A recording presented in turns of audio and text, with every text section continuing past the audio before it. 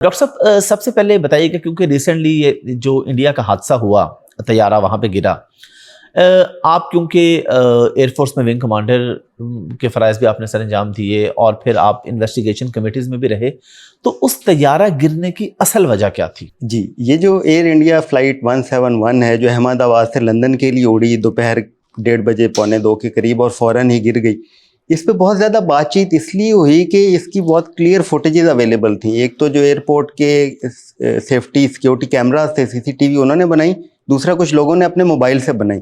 तो बहुत ज़्यादा बातचीत हुई और फिर ज़ाहिर है एक इमोशनल बैगेज साथ इन्वॉल्व था कि वो लोग अभी छोड़ के ज़ाहिर है जा रहे होते हैं। वो बड़ा लोगों ने पूछा होता है कि आप बैठ गए जहाज़ में, बुक हो गया तो आप पहुंच जाएगा मुसाफिर। तो इस पे बहुत सी बातचीत हुई।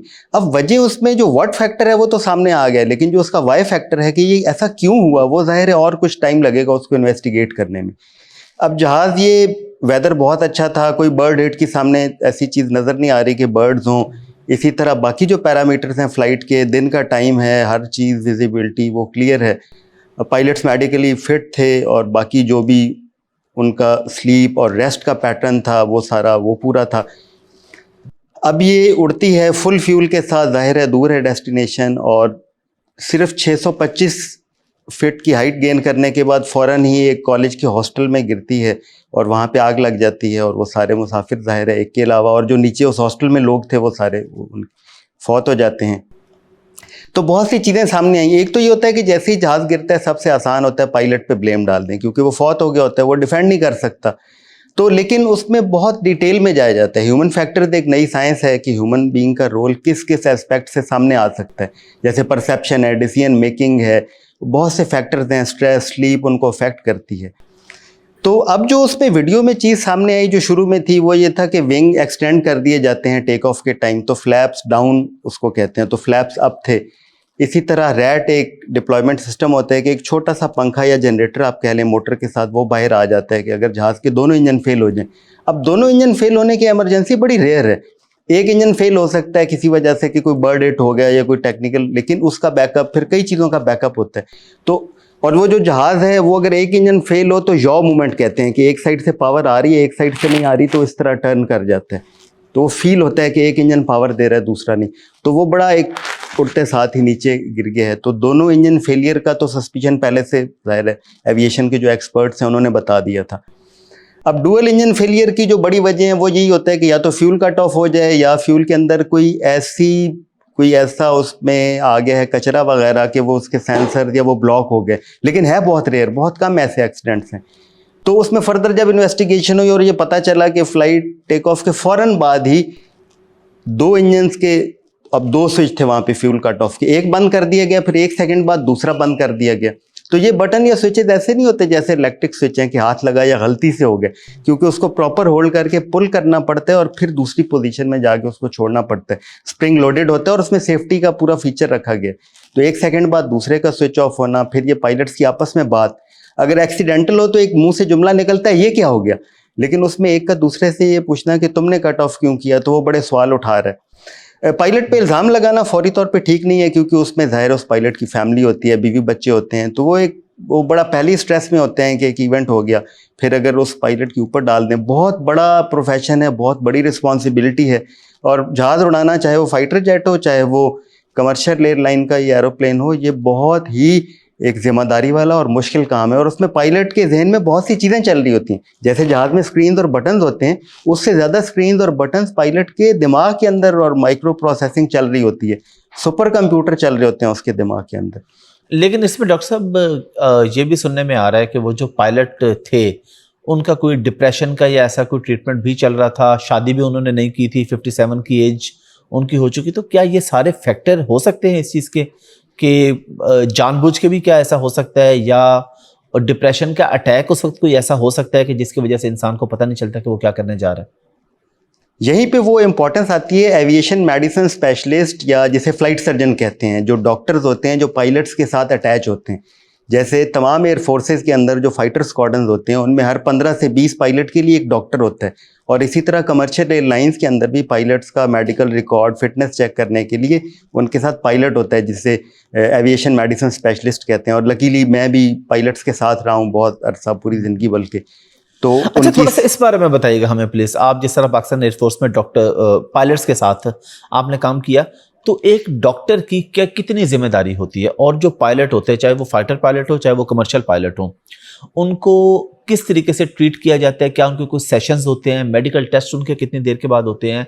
यानी आम आदमी जहाज में सफर करते हुए अपने आप को कितना महफूज तस्वुर कर सकता है कि जी पायलट प्रॉपर चेकअप करवा के या प्रॉपर मेडिकेशन लेके बैठा हुआ है? हर इंसान ही कीमती है, लेकिन पायलट बहुत कीमती होते हैं। उस पर कौमों का बहुत पैसा टाइम इन्वेस्ट हुआ होता है और उसको ट्रेन किया गया होता है वो एक मशीन चलाने के लिए, जो बड़ी मुश्किल मशीन है और एक अननेचुरल इन्वायरमेंट है, हवा के अंदर उड़ना। अब उसमें डॉक्टर का रोल बहुत ही इंपॉर्टेंट है, क्योंकि पायलट्स भी इंसान हैं, तो उनकी emotional health, psychological, physical, mental health और वेलबींग का ख्याल रखना, उनको गाइड करना, उस बारे में कोच करना, उनकी डाइट, न्यूट्रिशन, खानों का ख्याल रखना, उनके फैमिली इश्यूज़ को रिजॉल्व करना। अच्छा, इसी तरह पायलट्स पे भी बहुत से स्ट्रेसर्स आते हैं। मसलन किसी रिश्तेदार की डेथ हो गई, कोई बच्चे की पढ़ाई के मसले हैं, कोई फैमिली की डिजीज़ है मिसेस की या बच्चों की, तो ये सारी चीज़ें उनको अफेक्ट कर रही होती हैं। तो इस सारे के इफेक्ट से उनको उन पे कम से कम असर आए, उसमें एजुकेट करना, ट्रेन करना, फिर उनकी फिटनेस और हेल्थ का ख्याल रखना, क्योंकि फिजिकली और मेंटली फिट होंगे तभी जहाज़ उड़ा पाएंगे। और जहाज़ उड़ाने में मेंटल एंगेजमेंट बहुत ज़्यादा चाहिए, बिकॉज वो जो चीज़ें हमें नज़र आ रही होती हैं उससे कहीं ज़्यादा तेज़ स्पीड से पायलट के जहन में चीज़ें चल रही होती हैं। कोऑर्डिनेशन, फ्यूचर की सारी प्रिडिक्शन, उस डिस्टेंस के अंदर कि क्या किससे कोऑर्डिनेट करना है, क्या हो सकता है, अगर कोई इमरजेंसी हो जाए तो क्या करना है। तो ये सारा तभी हो सकता है जब वो मेंटली, फिजिकली, इमोशनली बिल्कुल फिट हों। और डॉक्टर, फाइटर उसमें तो बहुत करीब रहता है किसी भी एयरफोर्स में।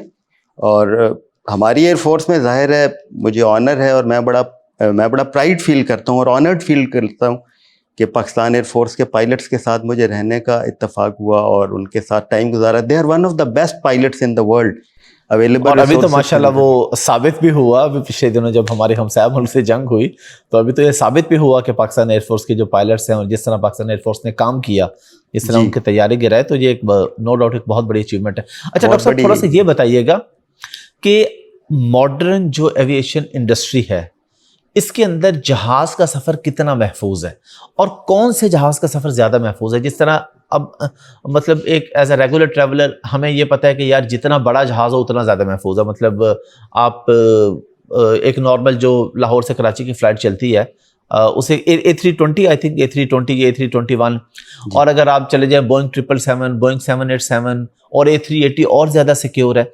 इस बारे में आप क्या कहते हैं? जहाज का सफर कितना सिक्योर है और फिर कौन से जहाज का सफर ज्यादा सिक्योर है? एक तो ये कि एविएशन या ये एरोप्लेन से फ्लाइंग बहुत ही लेटेस्ट मोड ऑफ ट्रैवल है।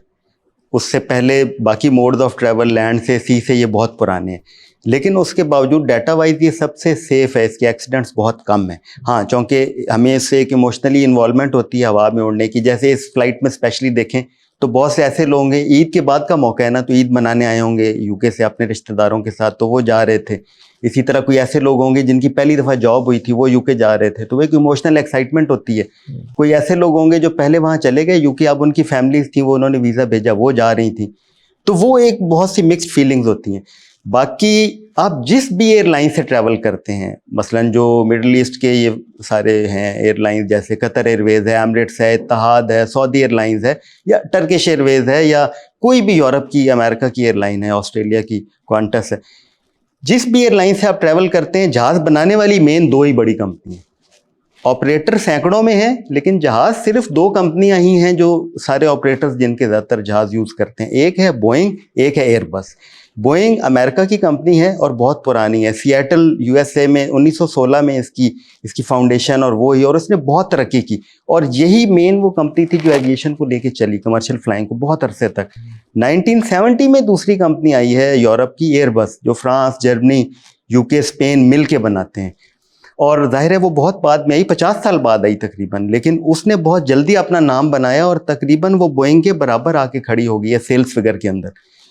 अब जो जहाँ तक ये बात है कि कौन सा जहाज़ ज़्यादा सेफ है, रिसेंट अगर हम पास्ट में देखें तो अक्टूबर 2018 के अंदर एक क्रैश हुआ, बिल्कुल नया जहाज़ था, बोइंग 737 मैक्स। ये उड़ा था कुआलालंपुर से और उड़ने के थोड़ी ही देर बाद ये गिर के तबाह हो गया। तो इनिशियल या प्रीलिमिनरी उसके अंदर जाहिर है वो आ गया कि अच्छा पायलट का एरर था, हाइट अचीव नहीं की, लेकिन जब बाद में फर्दर इन्वेस्टिगेशन हुई तो पता चला कि उसके अंदर एक MCAS नया सिस्टम उसमें इंस्टॉल किया गया था। ये एक सॉफ्टवेयर है जो कंट्रोल करता है, बेसिकली मैन्यूवर ऑगमेंटिंग सिस्टम है कि पायलट जो भी चीज़ करे उसको कंप्यूटर से ऑगमेंट किया जाता है। तो पायलट उसको ऊपर उठा रहा था लेकिन उसके सेंसर्स का मेल फंक्शन हो गया और वो उसकी नाक या नोज नीचे की तरफ चली गई।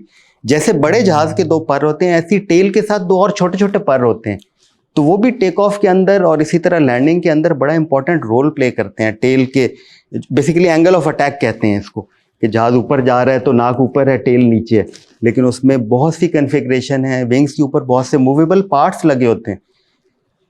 फिर 5 महीने बाद ही दूसरा एक्सीडेंट हो गया बोइंग 737 मैक्स का। ये भी बहुत ही नया और 0 मीटर के करीब जहाज था। ये हुआ एथोपियन एयरलाइन का जहाज उड़ा और 6 मिनट के अंदर गिर के तबाह हो गया। तो फिर जाहिर है पूरी दुनिया में खलबली मच गई कि ये क्या, 2 जहाज़ों का ब्रांड न्यू का साथ साथ क्रैश। तो पता चला कि MCAS वो जो उसका सॉफ्टवेयर था, जो मैन्यूवर ऑगमेंटेशन सिस्टम था, उसके सेंसर्स का कुछ फॉल्ट था। और वो क्या करते थे कि पायलट तो जहाज को ऊपर ही ले जाना चाह रहे, लेकिन वो सेंस कर रहे थे कि ज़्यादा ऊपर हो गए तो वो सीधा कर देते, बल्कि सीधा की बजाय भी थोड़ा सा पिच डाउन कर देते। तो पायलट कोशिश भी कर रहा है ऊपर ले जाने की, लेकिन जाहिर है सारे गेजेस और फिर कंप्यूटर अगर ओवरराइड कर जाए तो वो फिर आप कुछ नहीं कर सकते, तो वो भी गिर के तबाह हो गया। इसीलिए ये जो स्पेकुलेटिव नेचर होती है एक्सीडेंट के बाद कि ये हुआ होगा, मोटरवे पे हम जा रहे होते हैं, कहीं कोई एक्सीडेंट हुआ हो तो हम कह नहीं देते अच्छा इसका लगता है टायर फट गया, ओवर स्पीड था, ये हुआ होगा। तो ये स्पेकुलेशन एविएशन में, चूंकि उसके साथ बहुत से लोगों की ज़िंदगी इन्वॉल्व है, जब हम कोई भी लूज टॉक कर देते हैं तो ज़ाहिर है मुसाफिर जो फौत हो गए हैं, उनके रिश्तेदार, वो उनके ऊपर बड़ा बुरा असर पड़ता है। उन पायलट्स की फैमिलीज़ के लिए वहाँ मुश्किल हो जाता है रहना। तो अच्छा, व्हाट फैक्टर आ गया इस एक्सीडेंट का कि ये जी जहाज़ यूं नीचे गिर गया, डुअल इंजन फेलियर था। रीलाइट भी उन्होंने इंजन को किया। रीलाइट ये होता है कि वो जो स्विचेस थे जिसमें पेट्रोल या फ्यूल शटडाउन कर दिया था, उसको रन पे भी ले गए, यानी उसका पेट्रोल उन्होंने ऑन भी कर दिया है। लेकिन जाहिर है वो हाइट बहुत थोड़ी थी, टाइम बहुत कम था, एल्टीट्यूड नहीं था, तो वो जो रीलाइट किया है वो जाहिर है उसको थर्स्ट या फर्दर ऊपर लिफ्ट दे नहीं सका, तो क्रैश कर गया फौरन ही। अच्छा डॉक्टर साहब, हम जो ये बात सुनते हैं कि कोई भी अगर प्लेन क्रैश होता है तो उसमें कहीं ना कहीं ह्यूमन एरर होता है। ह्यूमन एरर के बगैर, जिस तरह मैंने एक पाकिस्तान के एक साबिक वज़ीर आज़म की पॉडकास्ट की, उनकी एक एयरलाइन भी है, उन्होंने भी बताया कि हाँ जी वो जो हमारा तैयारा गिरा था उसमें भी पायलट का एरर था। और भी हम अक्सर रिपोर्ट्स में भी, और आप जैसे जो एक्सपर्ट्स हैं जब उनसे बात होती है तो हमें पता चलता है कि ह्यूमन एरर के बगैर प्लेन क्रैश नहीं होता।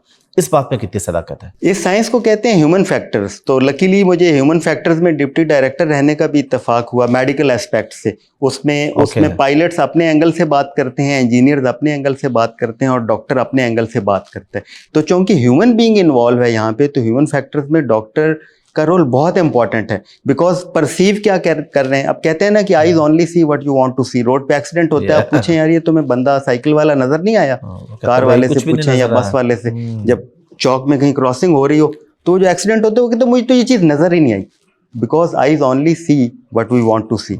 तो फिर उस परसेप्शन के बाद डिसीजन मेकिंग को क्या फैक्टर अफेक्ट करते हैं, फिर उस डिसीजन मेकिंग के बाद जो उसकी इम्प्लीमेंटेशन है, एग्जीक्यूशन है, उसमें कहाँ कहाँ एरर आ सकता है, तो ये सारा डॉक्टर्स का रोल है और थ्रू ह्यूमन फैक्टर्स है।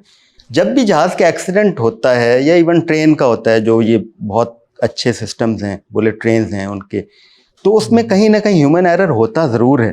फॉर एग्जांपल उसके मैन्युफैक्चरिंग में अगर कोई फॉल्ट रह गया तो वहाँ भी ह्यूमन बीइंग इन्वॉल्व था। उसकी जो पीरियोडिक मेंटेनेंस चल रही है, जैसे ये जहाज़ एक दूसरे शहर से आया था थोड़ी देर पहले, तो उसकी वहाँ पे जाहिर है उसमें फ्यूल रिफिल किया गया होगा, उसको सारा चेक किया गया होगा इंजीनियर्स ने और पूरी टीम ने। तो वहाँ पे अगर कोई किसी लेवल पे कोई कमी रह गई है तो वो भी ह्यूमन फैक्टर ही कहलाता है। मिसाल के तौर पे जहाज़ों पे जब काम कर रहे होते हैं तो उनके जो बहुत से ऑपरेटिंग टूल्स होते हैं, बाद दफ़ा कोई टूल कहीं पे रह जाता है। जहाज़ के इंजन का स्ट्रक्चर ऐसे होता है, आपने देखा होगा गोल सा इंजन होता है ऐसे लंबी ट्यूब की तरह, और आगे एक पंखा या नज़र आता है कि कोई चीज़ घूम रही है, तो वो आगे से एयर सक करता है और पीछे से बाहर निकालता है और उसी थर्स्ट की वजह से वो आगे जाता है। अब अगर वहाँ इंजन पे काम करते हुए कोई कपड़ा, कोई रैग या कोई पेच इवन रह गया है, तो वो जब इंजन तेज़ घूमेंगे उसमें वो जाएगा तो पूरा इंजन डैमेज हो सकता है। तो वो भी ह्यूमन फैक्टर है जो कि ज़ाहिर है टेक्नीशियन की उस पर आएगा। और जाहिर है फ्लाइंग के अंदर ऐसे बहुत से इंसिडेंसेस हैं। 2 बहुत सेंसिटिव या जहाँ पे कॉशन हाई होता है वो स्टेजेस हैं, 2 जो मोस्ट सेंसिटिव स्टेजेस हैं फ्लाइट की। एक है टेक ऑफ, एक है लैंडिंग। बिकॉज वहाँ पे टाइम नहीं है और हाइट नहीं है, अगर एलिवेशन पे यही इमरजेंसी हो कि फ्यूल स्विचेस जो हैं वो कट ऑफ पे चले गए हैं, तो क्या है, वहाँ पे आप उसको रन पे डाल के रीलाइट कर सकते हैं, जहाज ग्लाइड करता रहेगा।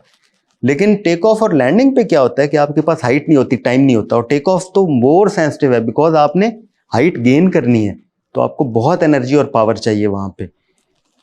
तो वहाँ पे अगर कोई गलती होती है, जैसे कोई लाइट ऑन हो गई, मिसाल देता हूँ एक, कि कॉकपिट के अंदर कोई लाइट ऑन हो गई और लैंडिंग पे आ रहे हैं पायलट्स, तो वो उस लाइट में इतना एंगेज हो जाए कि उनको लैंड करना ही भूल जाए, तो ये पॉसिबिलिटी है।